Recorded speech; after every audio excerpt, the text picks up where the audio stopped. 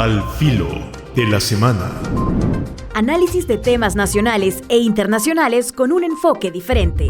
José María Tojeira, al filo de la semana. Buen día en general, ¿verdad? Para todos ustedes. Miren, hemos pasado la Semana Santa. Realmente ha habido mucha noticia a lo largo de estos días, pero la noticia que más nos ha impactado, y más aquí en la YSUCA, que es una radio vinculada a la iglesia, ¿verdad? A través de la Compañía de Jesús, es la muerte del Papa Francisco. Entonces vamos a hablar un poquito de esto, ¿verdad? Que nos ha impactado, ¿verdad? Y ver un poco quién era el Papa Francisco. También, pues, reflexionar un poco sobre qué viene, ¿verdad? ¿Qué pasa después del Papa Francisco? Etcétera. Bueno, la muerte del Papa sí nos ha impactado a todos. Él era una persona muy cercano a los desposeídos, muy vinculado al Evangelio, tenía lo que se llama una radicalidad evangélica, ¿verdad? Que sus raíces estaban todas afianzadas en el Evangelio del Señor. Era un hombre de lucha, de trabajo, se oponía al clericalismo, al carrerismo, ¿verdad? ¿Qué era el carrerismo? Pues hay algunos, no muchos, pero sí algunos curas que les gusta hacer carrera en la iglesia, es decir, llegar a dignidades, etcétera. Él decía, eso no puede ser, ¿verdad? Se lo decía a los nuncios, por ejemplo, que ellos hablan a veces de su trabajo como aquí en la carrera diplomática, hablan de la carrera, decía, el carrerismo es malo, ¿verdad? Decía, un hombre realmente de diálogo, con un sentimiento de humanidad muy profunda, con un deseo de caminar juntos todos en torno al Evangelio, no juntos todos cada uno haciendo lo que le dé la gana, sino todos en torno al Evangelio, ¿verdad? Entonces, ha muerto, él trató deja la iglesia, ¿verdad? Es decir, en una actitud de reforma, una iglesia que quiere reformarse a sí misma, quiere ser más radical en contra de los propios pecados de la iglesia, quiere ser más generosa, más servidora de los pobres, es decir, más evangelizadora, más evangélica, ¿verdad? Ese es, a la iglesia él ha tratado de comunicarle eso, lo mismo que trataba de comunicar en América Latina. Él fue uno de los redactores de este librito de la Conferencia Episcopal de América Latina en Aparecida, el libro de Aparecida, en que nos pide que seamos discípulos y misioneros, es decir, gente enraizada en Jesucristo y misioneros. No es fácil mover a la iglesia, porque la iglesia católica es muy grande, es la iglesia más grande del mundo, digamos, 1.400 millones de bautizados, ¿verdad? Y luego un montón de servidores, ¿verdad? 3.000 diócesis, 5.400 obispos, digo números aproximados, ¿verdad? 400.000 sacerdotes, 700.000 religiosas, 135.000, dentro de los 400.000 sacerdotes, 135.000 son religiosos, pertenecientes a órdenes religiosas. Es decir, una iglesia grande, ¿verdad? Es decir, que a veces no es fácil de mover, ¿verdad? Es decir, porque, bueno, hay costumbres que se ponen muy fijas a veces, hay tendencias, es normal que las haya en un sector tan grande, a veces hay roces, al mismo Papa hay gente que lo ha criticado, ¿verdad? Es decir, hay 3 obispos sobre todo que los ha tenido que apartar. Hay más, ¿verdad? Es decir, pero sobre todo 3 que han sido muy polémicos, ¿verdad? Y a veces muy enemigos, ha tenido que reducirles su influencia en la iglesia porque les parecía que iba demasiado a prisa el Papa o que hacía algunas cosas que no les gustaba. En general ha contado con un gran apoyo de la iglesia porque se le ve muy cercano a los pobres, ¿verdad? Y eso es el rasgo del evangelio más profundo de Jesucristo. Si uno puede decir algo de Jesucristo, puede decir que era una persona libre, que era una persona con una intimidad con Dios impresionante y que era una persona con una cercanía a los pobres muy grande, ¿verdad? Eso, así históricamente, viendo lo que dicen los evangelios, esos 3 aspectos: intimidad con Dios, libertad para hablar, libertad valiente, parresía, que dicen en la iglesia, y cercanía a los pobres son los tres elementos que definen un poco lo que son las características y la actitud de Jesucristo. La iglesia tiene que seguirle a él, somos iglesia cristiana, ¿verdad? Es decir, de seguidores de Jesucristo, ¿verdad? Entonces ahora, después de este Papa tan profundamente cristiano, digamos, pues nos encontramos con la sucesión. Y eso es un tema interesante para todos, ¿verdad? Hay en la iglesia como casi 250 cardenales, más o menos. Solo pueden participar en el cónclave, es decir, en el lugar donde se elige papa. Solamente pueden participar los menores de 80 años. Eso reduce de 250 y tantos a 130 y pocos, ¿verdad? Entonces va a haber unos 130 aproximadamente cardenales que van a elegir al Papa, ¿verdad?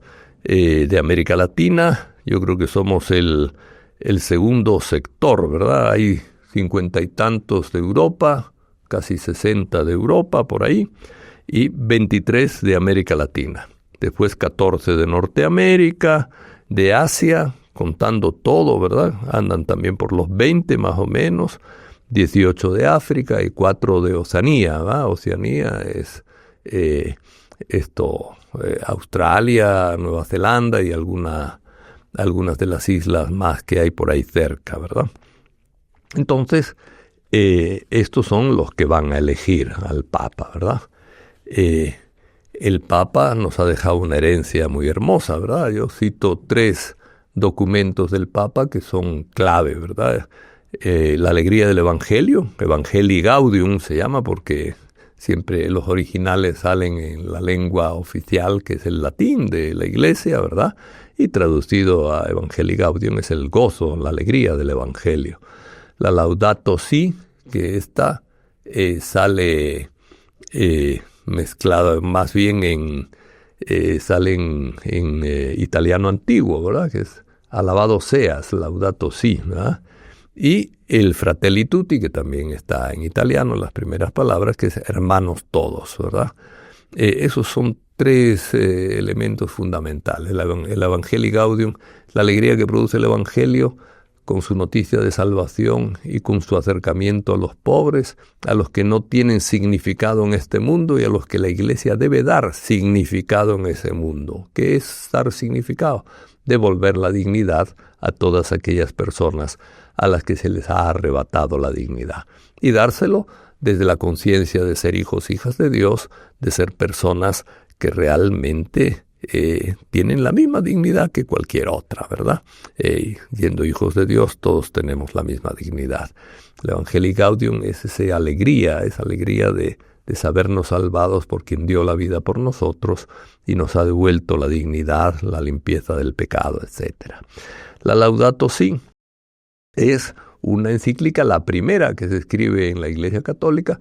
El tema ya había sido tratado, pero no con esta profundidad de una encíclica, ¿verdad? La Laudato Si es una encíclica sobre el medio ambiente y sobre la obligación cristiana de cuidar la tierra. Un cuidado de la tierra que es también cuidado de las personas que habitan en la tierra, ¿verdad? Y pone una gran cantidad de responsabilidades, no solo con la tierra, sino con los habitantes de la tierra, la Laudato Si. Y la Fratelli Tutti trata de hablar de cómo debemos convivir los seres humanos, como hermanos, ¿verdad? Fratelli Tutti, todos hermanos, es lo que significa. Entonces, es también una encíclica muy potente, insistiendo en uno de los temas clásicos de la historia de la Iglesia, ¿verdad? Que es el destino universal de la doctrina social de la Iglesia, que es el destino universal de los bienes, que es la fraternidad como el vínculo que debe desarrollarse entre nosotros. Se habla de la amistad social, que es la manera de convivir amistosamente todos los seres humanos, de un desarrollo en el que se elimine la desigualdad entre las personas, entre las naciones, etcétera, un desarrollo equitativo. Se habla también de contra el armamentismo. Miren, solo Estados Unidos, que es el que tiene un presupuesto más alto en defensa, es decir, armamentos y ejército, el presupuesto anda por los 600.000 millones de dólares, o ha andado en los últimos años, ¿va? 600.000 millones de dólares es una barbaridad. El Papa está proponiendo que el 10% de lo que se gasta en armas vaya en desarrollo para los países pobres. Bueno, son propuestas concretas que salen ahí también en la Fratelli Tutti. Es decir, nos deja una herencia, pues, evangélica, medioambiental, de justicia social, impresionante, ¿verdad? Y un Papa humilde, que tiene una cercanía personal muy grande con la gente. Yo me acuerdo cuando lo nombraron Papa, nos sorprendió a todos, porque el Papa suele salir al balcón y dar la bendición a todos los que están allí. Es lo primero que hace cuando lo eligen, se le presenta en el balcón, se dice su nombre y él bendice a la gente. Tal vez dice unas palabras, pero previas a la bendición y tal. Aquí estoy de servidor de ustedes, etc. Pero el Papa pues se puso como a conversar con la multitud, ¿verdad? Diciéndole, me piden que los bendiga a ustedes, así con el acento argentino. Pero yo les quiero pedir a ustedes que primero me bendigan ustedes a mí, ¿va? Es decir, es una sencillez y una humildad grande, es decir, y además una cosa real, que el Papa necesita el apoyo del pueblo de Dios, ¿verdad? Es decir, la oración del pueblo de Dios. Siempre pedía que rezáramos por él, ¿verdad? Y seguimos rezando. Ahora, el domingo a las 5 de la tarde, habrá la misa oficial de las exequias del Papa en la catedral y nos están invitando a todos, ¿verdad? Allí estaremos. Pero, es decir, hay que rezar por él, pero mientras estaba gobernando, pues razón de más para rezar, ¿verdad? Yo creo que ya está en el cielo, por supuesto, pero siempre es bueno encomendarle. Entonces, un Papa extraordinario que sabía poner en el radar periodístico los problemas de la gente. Él se acercaba a la gente y, claro, los medios lo seguían y entonces ponían las preocupaciones de la gente como primera plana, cosa que muchas veces no se hace. A los pobres no se les pone en primera plana. Si los migrantes, él trató el tema de los migrantes siempre con una gran solidaridad con ellos. El tema a veces de países desconocidos, Birmania no sale nunca en las primeras páginas, pero cuando hizo un viaje a Birmania y se entrevistó con los Rohingya, que es una de las etnias más perseguidas y golpeadas en los últimos años, pues entonces se entrevistó con ellos, salieron los Rohingya y el problema de los Rohingya en primera plana de los periódicos, ¿verdad? Es decir, es un Papa que trata de estar cerca de los pobres, de que los pobres estén cerca de él, etcétera, ¿verdad? Y esto, evidentemente, yo creo que es una herencia que debe ser conservada por cualquier Papa que sea elegido. Puede ser un Papa elegido de una cultura distinta, de un modo de tratar con los demás distinta, a lo mejor menos cercano, a lo mejor más alegre, a lo mejor más serio. Es decir, cada uno tiene su carácter, ¿verdad? Y no se puede elegir un Papa que sea idéntico al anterior.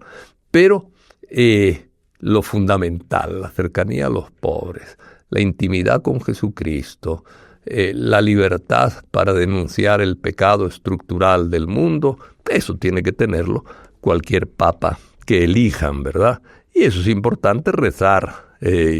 Y no solamente rezar, sino pronunciarse y decirlo. Esperamos un Papa que siga la línea de este Papa y que sepa también entender las necesidades de cambio de la Iglesia. Es al final lo que nos pide el Concilio Vaticano II. El Concilio Vaticano II es, yo creo, que la gran inspiración de la Iglesia, tanto para el siglo pasado, a partir de los años 60, finales, ¿verdad?, hasta el presente. Recuerden que el primer impacto que hizo en América Latina el Concilio Vaticano II fueron los documentos de Medellín, que insistieron tanto en la justicia social, ¿verdad?, es decir, y en el respeto a las comunidades y el trabajo comunitario, etcétera. Entonces, necesitamos pues seguir con fuerza esa línea del Concilio Vaticano II, ¿verdad? El Papa Pablo VI, cuando terminaba el Concilio Vaticano II, decía: nunca como en esta ocasión ha sentido la Iglesia la necesidad de conocer, de acercarse, de comprender, de penetrar, de servir, de evangelizar a la sociedad que la rodea y de seguirla, por decirlo así, de alcanzarla en su rápido y continuo cambio. Bueno, el Papa tiene que estar al día en las cosas del mundo, no empezar a querer defender costumbres antiguas que no acaban de empatar con el dinamismo del mundo. Hay que criticar al mundo en sus cosas malas, pero hay que aceptar del mundo lo bueno, hay que caminar a la altura del mundo, ¿verdad? Es decir, no ir de remolque del mundo, sino en contacto directo con el mundo y anunciando ahí la verdad, el amor de Jesucristo, anunciando los cambios que haya que hacer, defendiendo lo que hay que defender, etcétera, ¿verdad? Es una responsabilidad de la Iglesia grande y todos queremos que los próximos papas pues vayan por esa dirección y que hagan los cambios que haya que hacer. Hay gente que se asusta con los cambios. Cuando se ha hablado de la incorporación de mujeres al diaconado, pues hay gente que se pone un poco asustada y frenética. Miren, el diaconado ha tenido funciones muy diversas a lo largo de la historia de la Iglesia, ¿verdad? Entonces, hay que reflexionar que la Iglesia tiene la capacidad de fijar dentro de los principios fundamentales del diaconado, que son de servicio, de fijar quién lo puede realizar, quién no lo puede realizar, etcétera, ¿verdad? También hay otras cosas más simples, por ejemplo, que haya mujeres cardenales votando en la elección del Papa. Hasta ahora no las hay, ¿verdad? Es decir, no es una cosa difícil. Efectivamente hay un decreto, mandato desde el siglo XI, digamos, desde hace 1000 años, en que los cardenales deben tener la calidad de clérigos, ¿verdad? Es decir, al menos tendrían que ser diáconos. Hoy en día se exige que por lo menos sean sacerdotes. Bueno, es decir, eso se puede cambiar y decir, no es un artículo de fe, no es algo que toque la fe, se puede decir, puede haber mujeres laicas que voten, ¿verdad? Es decir, y que tengan puestos de responsabilidad en la Iglesia. Ya el Papa comenzó dando un puesto importante de la gobernaduría del Vaticano a una mujer, una monja, ¿verdad? Pero que haya monjas o que haya laicas votando, siendo más de la mitad de los católicos del mundo mujeres, bueno, es una cosa que es normal en el mundo actual y que por otro lado no se opone a ninguna doctrina de la Iglesia. Bueno, son cambios que yo creo que hay que hacer. El Papa ha empezado con algunos cambios, hay que hacerlo suavemente, hay gente que se asusta con los cambios, pero yo creo que los cristianos no tenemos que tener miedo a los cambios, ¿verdad? Es decir, hay cambios que ciertamente hay que hacerlos y que ojalá también el nuevo Papa esté abierto a buscar la manera de hacer cambios, ¿verdad? Y sobre todo, pues, el diálogo y el amor a los pobres en el mundo actual, la búsqueda de soluciones para este mundo. Miren, San Juan Pablo II, decía que el mundo actual está caracterizado por una guerra de los poderosos contra los débiles. ¿Queremos un mundo así? ¿Un mundo caracterizado por una guerra de los poderosos contra los débiles? Claro que no lo podemos querer los cristianos, ¿verdad? Y vemos que en algunos aspectos esa guerra de los poderosos contra los débiles a veces cobra demasiada fuerza, como por ejemplo la expulsión de migrantes de Estados Unidos. Esa es una guerra de poderosos contra débiles. Bueno, la Conferencia Episcopal de Estados Unidos se ha opuesto a eso. Otras iglesias también se han opuesto a esa guerra de poderosos contra débiles. El Papa Francisco también se opuso con claridad a esos modos de tratar a los migrantes que se han implementado en Estados Unidos. Bueno, es decir, el próximo tiene que seguir un poco esa línea, ¿verdad? No se puede permitir que querramos construir un mundo en guerra de poderosos contra débiles. Ese es uno de los elementos también que el nuevo Papa debe tener. Y hacia dentro de la Iglesia, pues, buscar siempre el diálogo, buscar siempre la capacidad de encontrar caminos de respeto mutuo, de solución de conflictos pacífica, de dialogar con otras iglesias, de dialogar con otras religiones. Es importante tener ese tipo de acercamiento con todas las personas de buena voluntad del mundo. El Concilio Vaticano II insistía en que el Espíritu, el Espíritu Santo, a través de la conciencia, habla a toda la gente que pretende el bien y que busca el bien y la verdad. Bueno, con ellos tenemos que dialogar mutuamente para decirles nuestra palabra, pero para también escucharles y comprenderles, ¿verdad? Desarrollar comunidades vivas que traten los problemas reales, que los confronten con el Evangelio. Es también algo que le toca impulsarlo al nuevo Papa, ¿verdad?